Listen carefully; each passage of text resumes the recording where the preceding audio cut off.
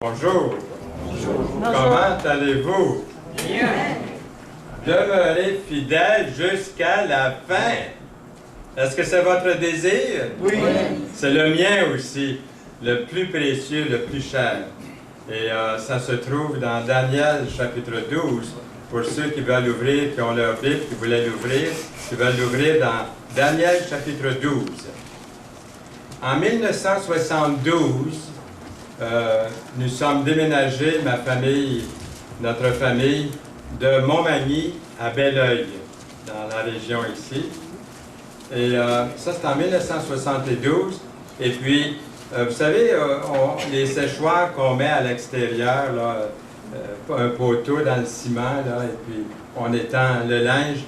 Alors, j'ai préparé du ciment, puis les enfants étaient jeunes. Nos enfants avaient 9, 10 et 13 ans lorsqu'on est arrivé ici dans la région. Et puis, ils me regardaient faire le ciment. Et puis, ça les intéressait beaucoup. Ils voulaient mettre leurs mains là-dedans ou leur initiale. Alors, c'est ce qu'ils ont fait. Alors, aujourd'hui, ça a été pris la semaine dernière, là, de cette photo-là. Après toutes ces années, 43 ou 44 ans, c'est encore imprimé dans le ciment. Mais il y a aussi les pistes, les empreintes qu'on laisse sur la plage. Est-ce que vous aimez marcher le long d'une plage? Et puis, je ne peux pas exprimer là, en parole la douceur du sol, du sable entre nos orteils, et puis l'eau fraîche, et ainsi de suite. Mais ces empreintes-là ne sont pas pour toujours, ne sont pas pour longtemps. Aussitôt qu'une petite vague vient, les empreintes s'en vont. Mais quand la marée commence à monter, vous pouvez oublier toutes vos empreintes que vous avez laissées derrière vous. Les vôtres et aussi celles des autres. Vous ne pouvez pas dire si quelqu'un a marché le long de cette plage ce jour-là. Il y a quelques années, il y avait une conférence en Californie et je suis allé à cette conférence, puis c'était tout près de Hollywood. Alors je me suis rendu dans cette fameuse place où on voit des étoiles sur le trottoir. Il y a toutes sortes de magasins autour ici, et puis il y a des étoiles. Je regardais les étoiles, des vedettes de cinéma, des grands personnages qui ont vécu et qui vivent encore aujourd'hui. Leur étoile était déjà là, sur le trottoir. Et puis, j'en ai profité évidemment pour regarder, pour lire tout ça, puis je me suis dit, il y a ici des étoiles gravées sur le trottoir, puis je remarque que ces gens-là ont voulu célébrer leur carrière, ou quelqu'un d'autre a voulu célébrer leur carrière en mettant leur étoile sur le trottoir à Hollywood. Ils ont mis leur empreinte dans le trottoir, pas dans le sable de la plage, mais ils l'ont mis là où on pourrait le voir pendant très très longtemps. Alors pour nous, le fait est que nous marcherons seulement une fois sur cette plage qu'est notre vie. Nous allons marcher une seule fois. Combien de temps? Il y en a parmi nous que ça fait longtemps qu'ils marchent sur la plage. D'autres, on ne sait pas pour combien de temps nous allons marcher sur cette plage qu'est notre vie. Alors, quel genre d'empreinte vais-je laisser derrière moi pendant ce court laps de temps? Et il y a quelque chose que notre pasteur, bien-aimé frère Serge Lafrance, que vous avez entendu souvent prononcer. Écoutez bien ce qu'il dit et ça va vous revenir lorsque vous l'entendez. De notre point de vue, et de chacun de vous, chacune, du point de vue personnel, nous savons que bien commencer notre vie chrétienne avec le Seigneur est important. Mais ce qui est encore plus important, c'est bien de la finir, bien de la terminer, pour que ce soit la gloire au Seigneur et aussi pour notre bien-être à nous. Alors, shalom à tout le monde. Merci. Merci Serge pour ce fameux message. Est-ce qu'on peut l'applaudir? C'est un message tellement important dans votre vie et dans la mienne. On se décourage plus souvent peut-être qu'on le devrait dans notre vie chrétienne. C'est pas toujours facile. Des découragements, puis ça va pas. Des fois, c'est avec les autres chrétiens que ça va pas. Et c'est peut-être ça, des fois, qui est le plus dur. C'est de la collaboration, l'harmonie entre nous, l'affection qu'on se doit entre nous. Des fois, ça descend et puis ça nous décourage un peu, ça nous démoralise. Alors, on revient à ce verset dans Daniel, chapitre 12, verset 3, qui dit ceci. « Les gens intelligents brilleront comme le ciel de lumière au-dessus de nos têtes. Ils ont montré aux autres comment être fidèles à Dieu. Et ils brilleront pour toujours comme les étoiles. » C'est pas merveilleux ce verset-là? Appliquez-le à votre vie, de pouvoir montrer aux autres comment être fidèle à Dieu. Et le verset 2 parle de questions éternelles. Beaucoup de gens qui dorment dans la poussière de la tombe se réveilleront, les uns afin de vivre. Vous voyez, c'est pas mourir, c'est pas d'être mort, afin de vivre avec Dieu pour toujours. Les autres afin de vivre, pas mourir non plus, mais vivre dans la honte et le malheur pour toujours. On voit qu'il y a un enfer, il y a un ciel, il y a les deux. Alors voyez-vous pourquoi il est si important de connaître ou de convaincre, c'est-à-dire les gens de péché, de justice et de jugement. Et quand il sera venu, nous lisons le Consolateur, l'Esprit Saint, il convaincra le monde en ce qui concerne le péché, la justice et le jugement. Alors, je vous rappelle qu'il n'y a que deux destinations éternelles, la vie éternelle, le ciel, et la séparation d'avec Dieu pour l'éternité, l'enfer. Vous et moi, nous pouvons donc jouer un rôle vital dans la destination finale que pourraient avoir ceux et celles qui sont tout près de nous, à tous les jours, dans nos familles, à commencer par chez nous, dans notre voisinage, pendant notre vie. Si nous les conduisons à la justice, il est promis dans la parole de Dieu, nous brillerons comme les étoiles pour toujours et à jamais. Ce sera comme une empreinte que nous aurons laissée dans le ciment et non dans le sable pour toujours. Nous y reviendrons dans un instant, mais au verset 10 de Daniel, chapitre 12, il est écrit « Beaucoup de gens seront purifiés, préparés, lavés par les souffrances. Les gens mauvais ne pourront pas comprendre et continueront à faire le mal. » Voyez-vous? Ils ne pourront pas comprendre et continueront à faire le mal. Mais les gens intelligents comprendront ce qui arrive. Nous pourrions être tentés de demander, comme Daniel sûrement s'est demandé, à l'ange, il a posé la question à l'ange, à quel moment ces faits extraordinaires s'arrêteront-ils? Dans Daniel, chapitre 12, verset 6. Alors, répondons par la parole de Dieu. Dans 1 Corinthiens 13, 12, « Aujourd'hui, nous voyons au moyen d'un miroir, d'une manière obscure. Mais alors, nous verrons face à face. Aujourd'hui, je connais en partie, mais alors je connaîtrai comme j'ai été connu. » Seulement ce qui aurait été de la volonté de Dieu va survivre dans votre vie, dans ma vie. Seulement ce qui a été pour Dieu.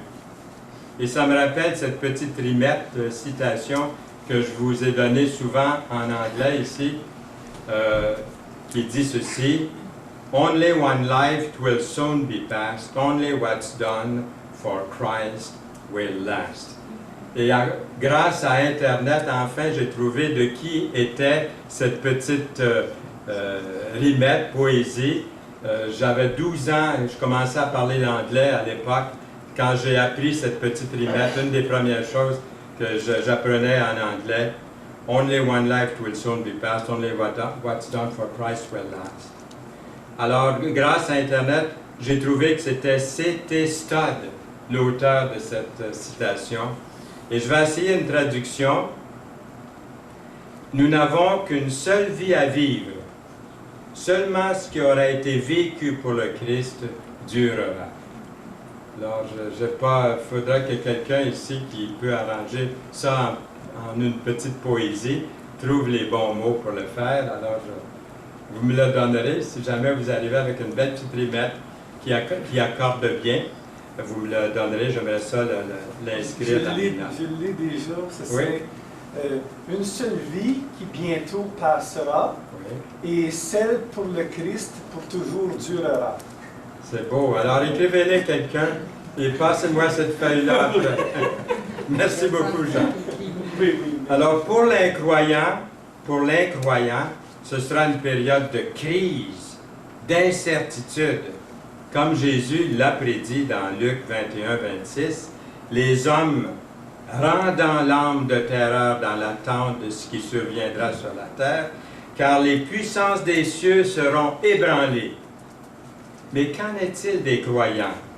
Jésus poursuit en disant, quand ces choses commenceront à arriver, redressez-vous, redressez-vous, levez vos têtes, parce que votre délivrance approche. Un peu de la même façon, Daniel a été rassuré. L'ange me dit encore à ce moment-là, Michel, le chef des anges qui protège ton peuple, paraîtra dans Daniel 12:1. À la fin des temps, comme à chaque période de l'histoire humaine, il y a toujours eu un petit groupe ou un petit reste de croyants qui est resté fidèle à Dieu. Comme vous ici ce matin, nous sommes fidèles à Dieu. On est un petit groupe, mais il y en a un peu partout sur la planète à l'heure actuelle. Des gens qui sont réunis comme nous. Même des groupes plus petits que nous.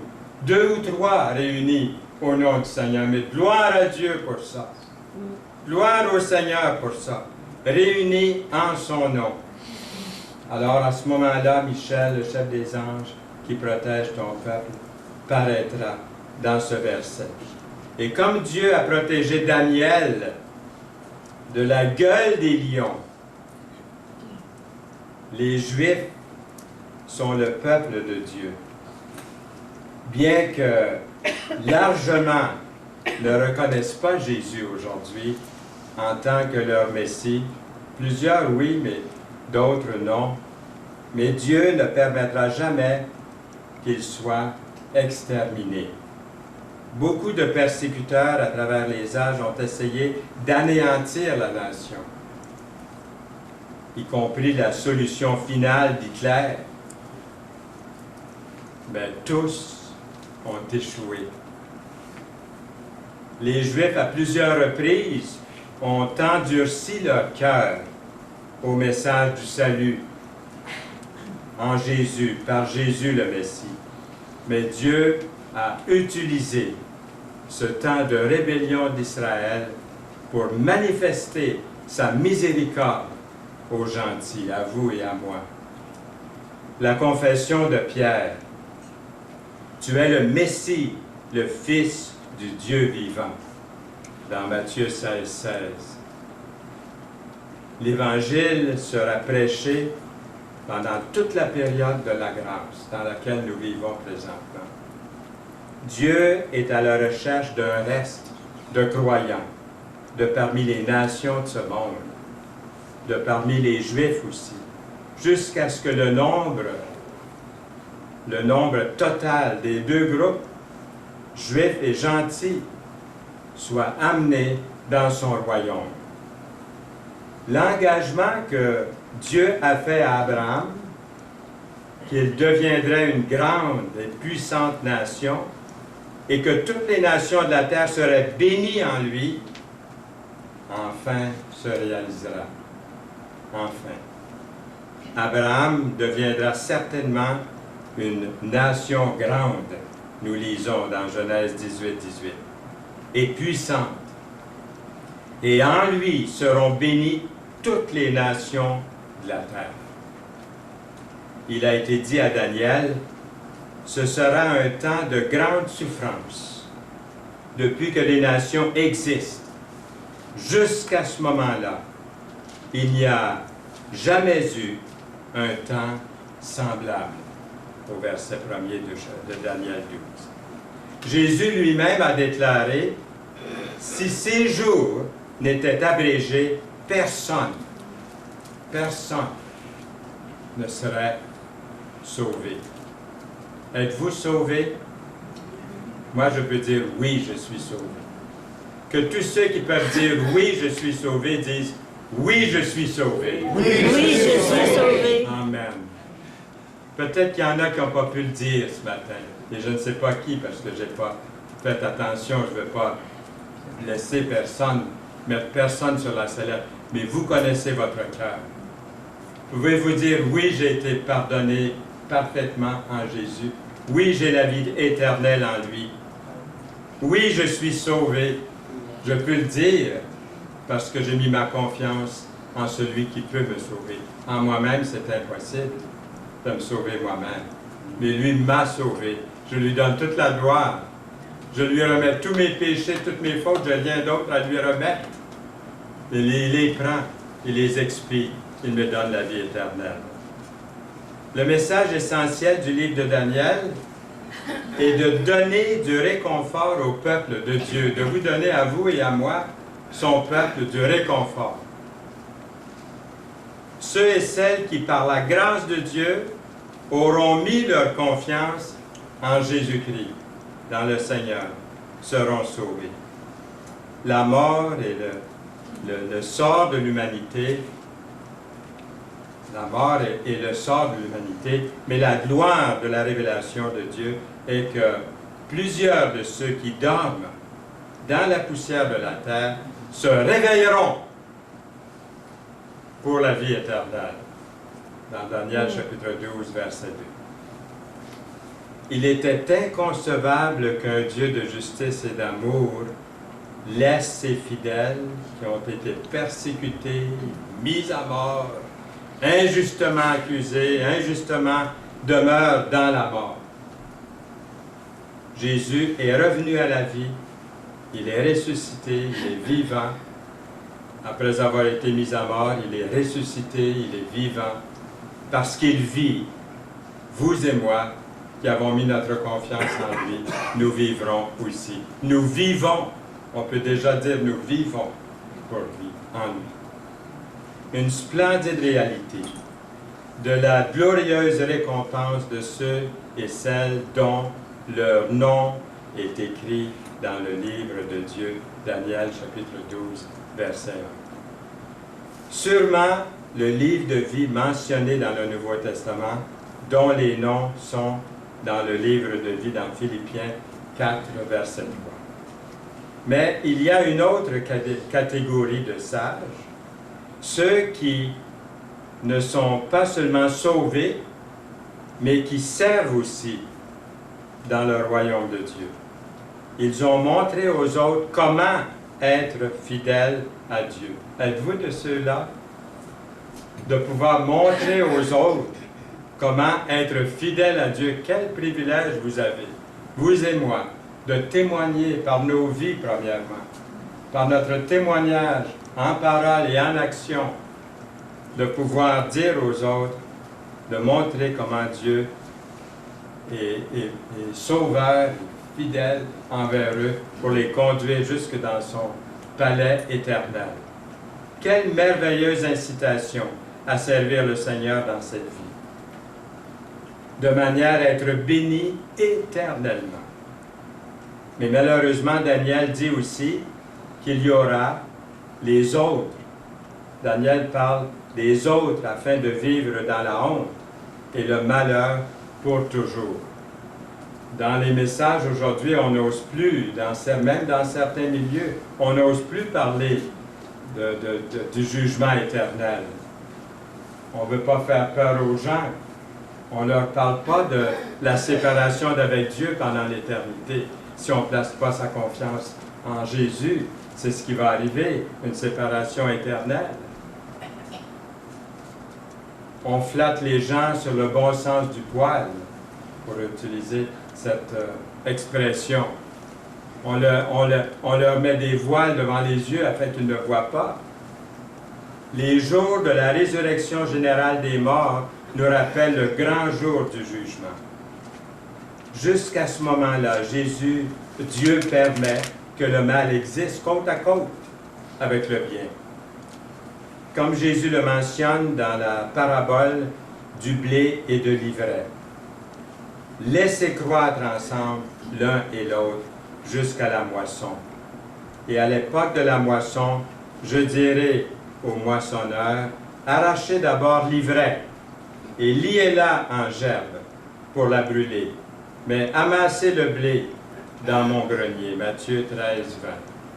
Des fois, on peut se poser la question, comment ça se fait que le mal et le bien habitent ensemble? On a de la misère à voir clair, à discerner. Mais vous avez ce verset ici, dans Matthieu 13, 30, qui explique bien ce qu'on vient de voir. Dieu est juste, et le péché sera jugé. Le péché sera jugé, il ne restera pas impuni. Les gens peuvent recevoir une punition dans cette vie, mais le décompte final aura lieu au grand trône blanc, décrit dans le livre de l'Apocalypse, chapitre 20, le verset 11. Et durant les jours de grâce dans lesquels nous vivons présentement, si tu confesses de ta bouche, si quelqu'un tantôt n'a pas pu dire qu'il était un enfant de Dieu, qu'il était sauvé, gardé, regardez ce verset ici. Vous avez le moyen de venir au Seigneur ce matin. S'il y avait ici parmi nous quelqu'un qui n'a pas encore la certitude, si tu confesses de ta bouche le Seigneur Jésus, et si tu crois dans ton cœur que Dieu l'a ressuscité des morts, qu'est-ce qui est écrit? Tu seras sauvé, vous pouvez être sûr. C'est Dieu qui vous le promet. Il ne manque jamais à sa parole. Car c'est en croyant du cœur qu'on parvient à la justice. Et c'est en confessant de la bouche. Alors devant vous aujourd'hui, je vous confesse que Jésus est mon Sauveur et Seigneur. Il a versé son sang à la croix pour me sauver. Je suis sauvé. C'est à cause de lui et non à cause de moi. Moi, j'ai des péchés à lui donner en retour. Il les a pris. Il les a expiés pour l'éternité. C'est la sorte de sauveur que vous avez. C'est en croyant du cœur qu'on parvient à la justice. C'est en confessant de la bouche qu'on parvient au salut. Selon ce que dit l'Écriture, quiconque. Est-ce que ça vous comprend? Oui. Ah oui, ça vous comprend. Est-ce qu'il y a quelqu'un ici qui est exclu de quiconque?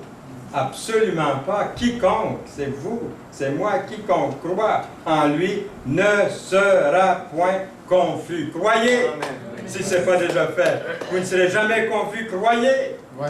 C'est lui qui vous promet, qui fait cette promesse. Il ne manque pas à sa parole. L'ange a conclu sa parole prophétique avec cette déclaration. Daniel, ces paroles sont un secret. Ne fais pas connaître ce livre avant le moment de la fin. Est-ce qu'il y en a qui pensent qu'on vit au moment de la fin aujourd'hui? Je pense qu'ils sont rares ceux qui ne croient pas qu'on est au temps de la fin. À ce moment-là, beaucoup de gens le liront et leur connaissance grandira.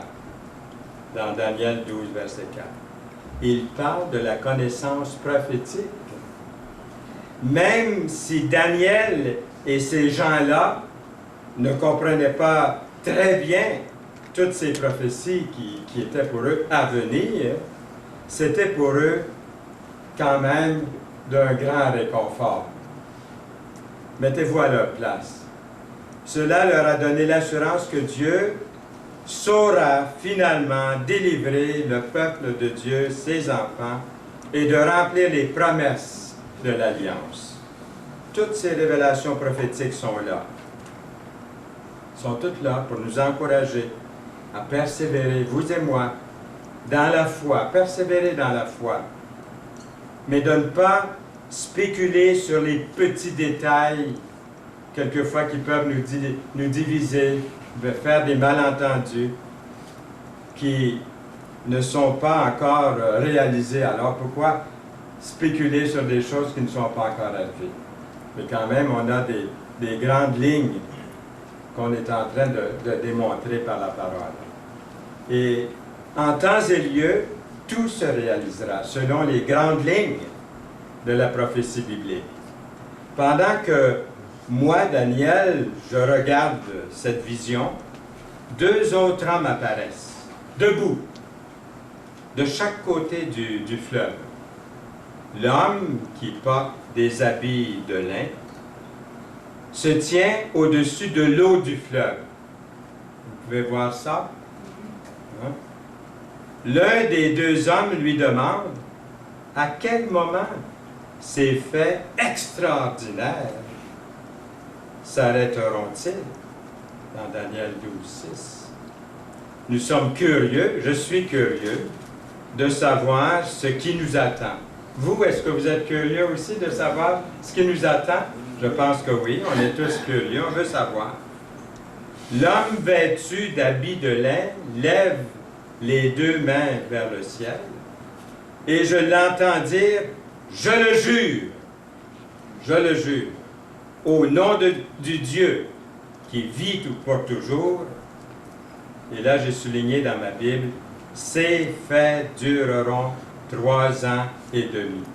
Ah, ça m'a posé un paquet de questions. Là, j'ai fouillé dans l'Apocalypse, puis dans Ézéchiel, puis dans tous les livres prophétiques.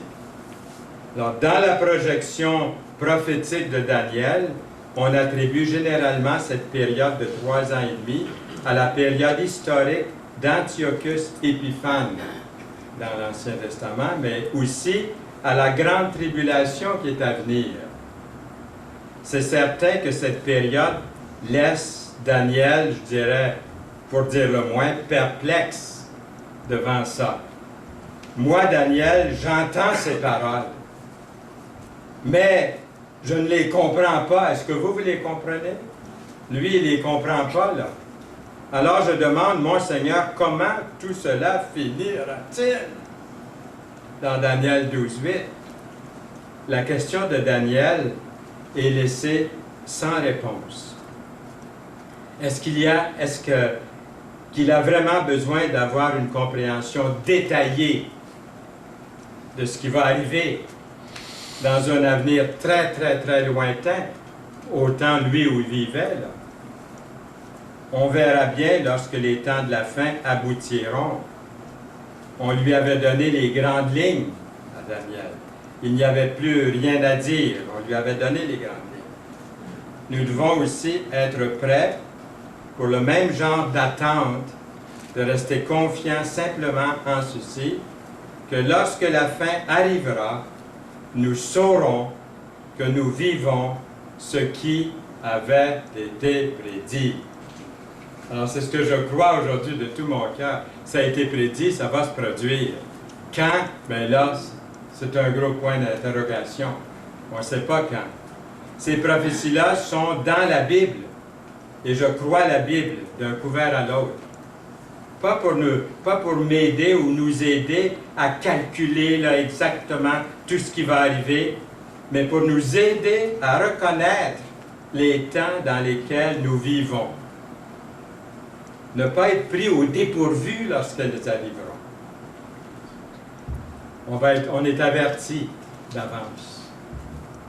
Plusieurs livres ont été écrits en faisant valoir des dates précises sur le retour du Seigneur Jésus-Christ. Mais les auteurs ont fait fausse route et surtout, ils ont apporté du discrédit sur l'exposition des Saintes Écritures. Il me répond, « Va en paix, Daniel. Ces paroles doivent rester totalement cachées, mais pas tout le temps. C'est moi qui rajoute pas tout le temps, là. Pas tout le temps. Pas pendant toutes les années à venir, parce que nous lisons jusqu'au moment de la fin. Donc, si nous vivons dans les moments de la fin, ça nous touche de très, très, très près ici, chacun de nous, ce matin. Daniel doit continuer à être fidèle, risquer l'impopularité, mais toujours confiant en Dieu seul. C'est en Dieu que je mets ma confiance. Et vous? Des jours à venir seraient périlleux, la méchanceté serait abondante, mais seulement ceux et celles qui auront la sagesse de mettre leur confiance dans le Seigneur Jésus-Christ et dans sa parole auront une réelle compréhension des desseins de Dieu. Au début du chapitre 12, verset 3, nous avons lu « Les gens intelligents brilleront comme le ciel de lumière » dans le verset 3 du chapitre 12. Le psalmiste nous dit « La crainte de l'Éternel est le commencement de la sagesse. Tous ceux qui l'observent ont une raison saine. Sa gloire subsiste à jamais. » Psaume 111, verset 10. Autrement dit, la capacité à discerner ce qui est faux de ce qui est authentique, identifier ce qui est faux, savoir ce que Dieu dit. Nous avons besoin d'une sagesse céleste pour cela, pour choisir le seul chemin qui mène à la vie de délices éternelles. Jésus nous a donné la parabole des 10 vierges pour souligner justement la nécessité de la sagesse à l'approche de la fin des temps. Toutes avaient la possibilité d'obtenir de l'huile. Vous connaissez le récit. Ils avaient tous cette possibilité d'obtenir de l'huile pour leur lampe. Mais qu'est-ce qui est arrivé? La moitié d'entre elles ont négligé de le faire. Simplement une petite négligence, on peut dire. Ils ont oublié de le faire avec les conséquences désastreuses que nous connaissons. Vous lirez Matthieu 25, 1 à 13, lorsque vous aurez quelques instants pour avoir le récit. Le message final adressé à Daniel est en réalité « Demeure fidèle jusqu'à la fin. » Jusqu'à la fin. Le vieux proverbe arrive à la fin de sa propre vie. Le vieux prophète, je devrais dire, sur la terre arrive à la fin de sa vie. Et puis, il reçoit des paroles d'encouragement. Et toi, Daniel, reste fidèle. Et moi, ce matin, je me dis à moi et je vous dis à vous, reste fidèle. Fernand, reste fidèle jusqu'à la fin. Mettez votre nom à la place de Daniel. Jusqu'au bout, restez fidèle. Alors, tu pourras te reposer. Puis tu te relèveras pour recevoir ta récompense à la fin des temps.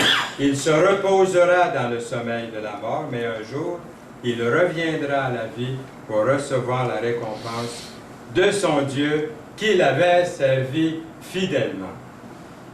Les pages du livre de Daniel ont englobé plusieurs milliers d'années, ont vu la montée et la chute de nombreux empires, ont levé le voile sur le ciel lui-même, mais maintenant, dans l'intimité, c'est un serviteur de Dieu que les dernières paroles lui sont adressées. Elles affirment le contrôle de Dieu concernant l'histoire de l'humanité, puis donnent un aperçu de la résurrection et de la sécurité éternelle de ceux et de celles dont la confiance est en Dieu. Ce matin, nous pouvons remercier Dieu d'avoir préservé les prophètes ou les prophéties, c'est-à-dire de Daniel, pour nous. Pouvons-nous apprendre à mettre notre confiance dans le Seigneur, de suivre l'exemple de Daniel jusqu'à ce que Dieu nous appelle dans son repos. L'appel est de rester fidèle, à persévérer dans la foi. Persévérer dans la foi. Que nous avons commencé De la même manière que l'apôtre Paul a exhorté les croyants en Corinthe, ainsi, mes frères bien-aimés, soyez fermes, inébranlables, travaillant de mieux en mieux à l'œuvre du Seigneur, sachant que votre travail ne sera pas vain. Le croyez-vous? Ne sera pas vain dans le Seigneur. Même les toutes petites choses accomplies pour Dieu ne resteront pas sans récompense. Le livre est un rappel merveilleux que l'époque actuelle n'est pas tout ce que Dieu en réserve pour l'humanité. Heureusement, il y a un autre âge à venir auquel, au-delà de l'actuel que nous vivons, lorsque le Seigneur Jésus-Christ régnera dans la justice et la sainteté sur la terre. Il ne se fera ni tort ni dommage sur toute ma montagne sainte, car la terre sera remplie de la connaissance de l'Éternel comme le fond de la mer par les eaux qui le couvrent. Alors c'est ce que nous attendons, c'est ce que j'attends moi avec impatience. Vous dites peut-être assis à votre place, ça va venir plus vite que tu penses, tu as les cheveux blancs et tu as une barbe blanche. Eh bien, gloire au Seigneur pour ça, parce qu'on ne sait pas le jour, hein? Vous pouvez partir aussi avant, mais nous attendons avec impatience l'espoir de l'ère messianique à venir et prier pour sa venue, souhaiter sa venue. Nous avons confiance dans la fidélité de Dieu et dans les promesses qui ne resteront pas lettres mortes. Quelqu'un a raconté qu'un jeune prédicateur, un jour, a prêché sur les événements de la fin, comme on fait ici aujourd'hui. Et comme je fais, c'est le dernier chapitre, vous ne m'entendrez pas parler d'un message entièrement sur le retour de Jésus pour un petit bout de temps. Là. Je vais prendre d'autres sujets, vous allez pouvoir vous reposer, mais je pense qu'il y en a qui ne se sont pas reposés d'un sujet pareil. En tout cas, moi, je l'ai livré, je suis content de l'avoir fait, mais un jour, ce prédicateur qui prêchait sur la fin des temps comme ça, avec tellement de précision qu'à la fin de la réunion, un homme plus âgé, un sage, est venu vers lui, puis il lui a dit à l'oreille, il lui a dit, moi aussi, j'ai déjà eu le retour du Seigneur Jésus-Christ, tout planifié dans les moindres détails. Mais depuis quelque temps maintenant, j'ai changé de comité. Du comité de planification dont je faisais partie, désormais, je fais partie du comité d'accueil. Vous vous êtes convertis à Dieu en abandonnant les idoles pour servir le Dieu vivant et vrai, dit l'apôtre Paul. Dans 1 Thessaloniciens 1, 9 et 10. Quelles sont les idoles qui restent encore à déloger de votre vie, de ma vie? Devons-nous passer la plupart de notre temps et de notre énergie aux choses de la terre? Plusieurs de ces choses sont importantes, mais reste-t-il de la place pour Dieu? Un jour, la marée montante effacera toute trace que vous aurez laissée dans le sable.